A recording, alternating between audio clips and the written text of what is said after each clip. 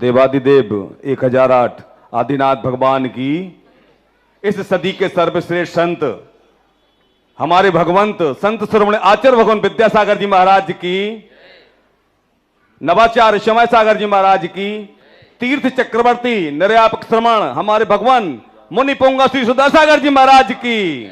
हम नहीं दिगंबर से तंबर 13 पंथी स्थानक वासी, हम एक देव के अनुयायी, हम एक देव के विश्वासी, हम जैनी अपना धर्म जैन, इतना ही परिचय केवल हो, हम यही कामना करते हैं ऐसा आने वाला कल हो।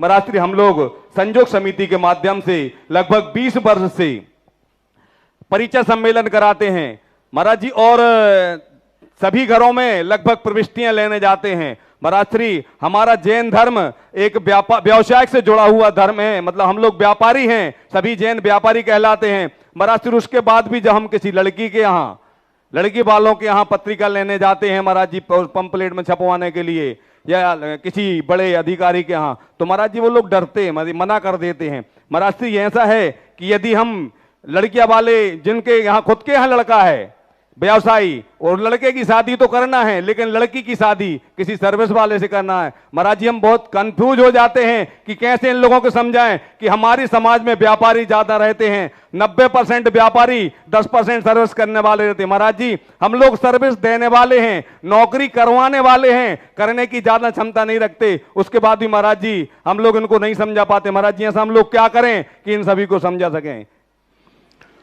पहली बात तो जिनके बेटियां हैं वे नौकरी के लिए ही उनको पढ़ाते हैं। हायर एजुकेशन उनके माता पिता कूट कूट के भर देते हैं, बेटा नौकरी करना है, नौकरी के लिए करना है। जितने लोग पढ़ रहे हैं 90% बच्चे बच्चियां नौकरी के लिए ही पढ़ रहे हैं, भी नहीं लगा रहा हूं। 90% उनकी दृष्टि में नौकरी है और नौकरी के लिए पढ़ते हैं।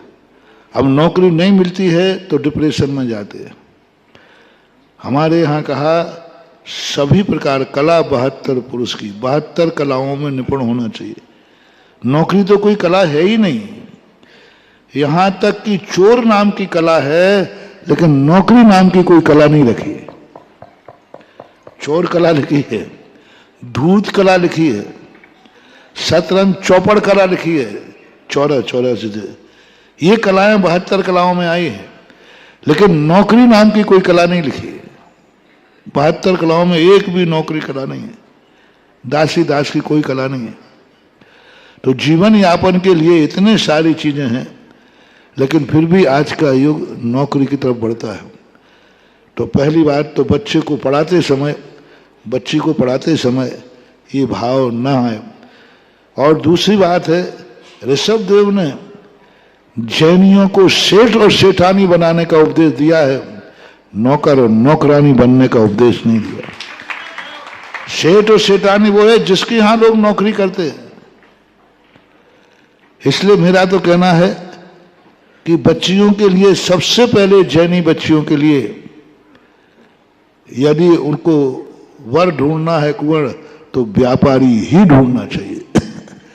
बड़ी थोड़ा व्यापारी सही, छोटा व्यापारी सही।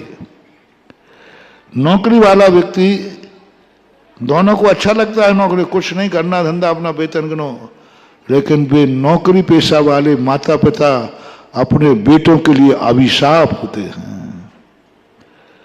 ऐसे बड़े बड़े पदों पर बैठने वाले जिनका पत्नी कलेक्टर है, पति कलेक्टर, दोनों कलेक्टर हैं, IAS ऑफिसर हैं, उनके बच्चे, क्योंकि सभी बच्चे कलेक्टर ऑफिसर बन जाएं कोई नियम नहीं है, क्लर्क बनते पाए जाते हैं।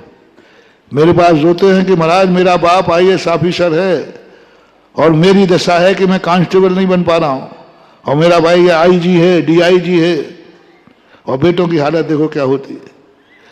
और व्यापारी सबसे बड़ा खुश है कि जो व्यापार के पास है वह गद्दी अपने बेटे को छोड़ के जाता है ज्यों की त्यों। कलेक्टर अपने बेटे को कलेक्टर बना पाएगा क्या?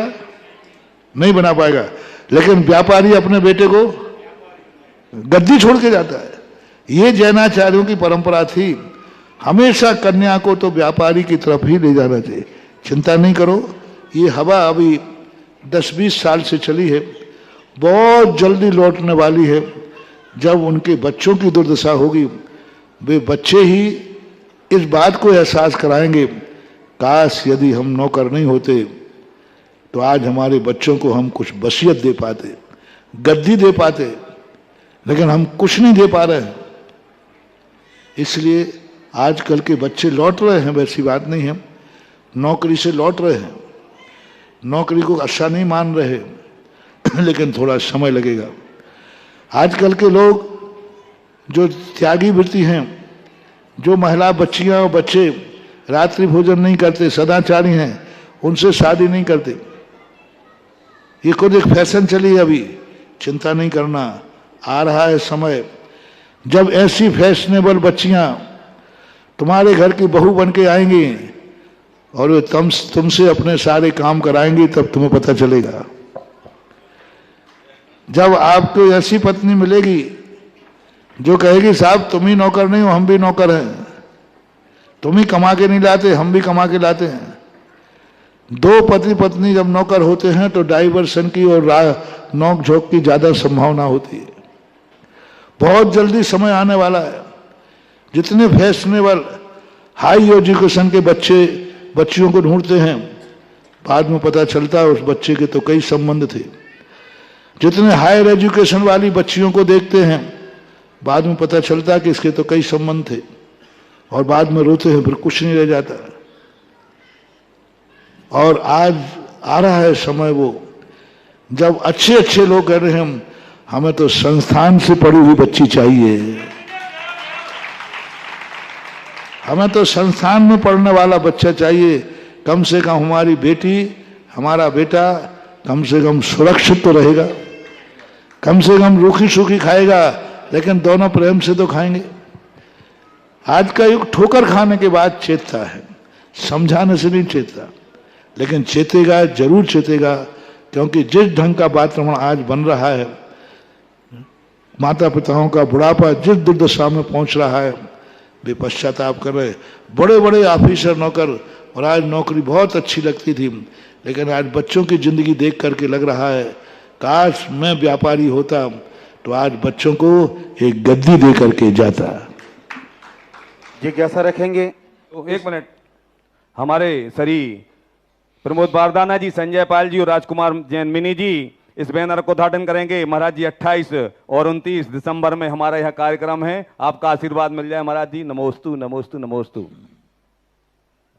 महाराज जी कार्यक्रम करना पड़ते हैं और आपका आशीर्वाद तो हर कार्यक्रम में हमें चाहिए पड़ता है, क्योंकि हम चाहते हैं कि जो लड़कियां दूसरों के यहाँ या गलती से कहीं चली जाती हैं वह जैन समाज में आए। महाराज जी 40% बच्चे, महाराज जी आज 40% बच्चे हैं जिनकी शादियों के लेके उनके मम्मी पापा आकर महाराज जी रोते हैं हम लोगों के पास। वो तुम लोगों के पास रोते इसलिए है कि वो तुम्हें बुद्धू बना दे, हमारे सामने रो के दिखाएं तो हम उनको बताएं। हाँ, हम उन्हीं की खुद कमियां निकालेंगे ना, गलती किसकी है।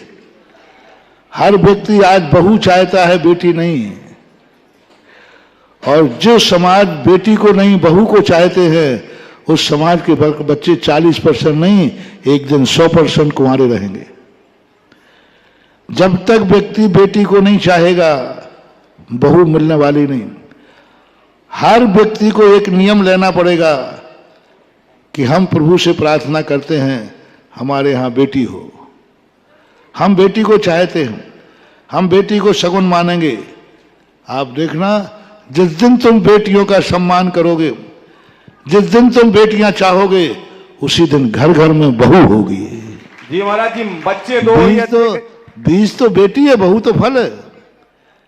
यदि बहू जब ही आएगी जब कोई ना कोई बेटी बनेगी। आज हर व्यक्ति एक ही कह रहा है, जिसके यहाँ बेटी को कोई नहीं चाह रहा, कोई नहीं चाहता, सब बहू चाहते, बहुओं की चर्चा करते हैं। आज हमारे पास लोग आते हैं, महाराज हमारा बेटा कुंवारा है।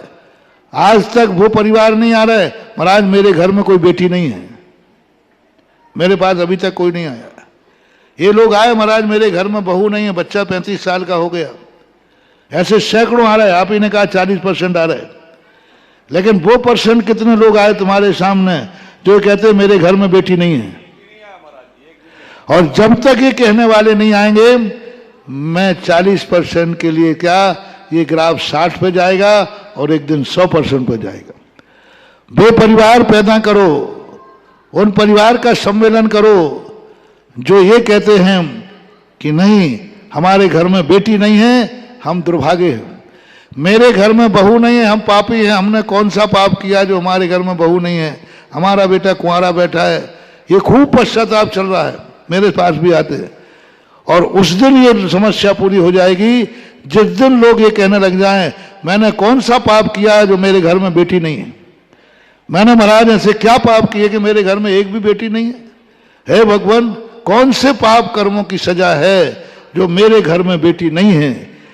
ये अभियान तुम अपने घर घर में चलाओ, फिर मैं आशीर्वाद दूंगा, घर घर में बहू होगी।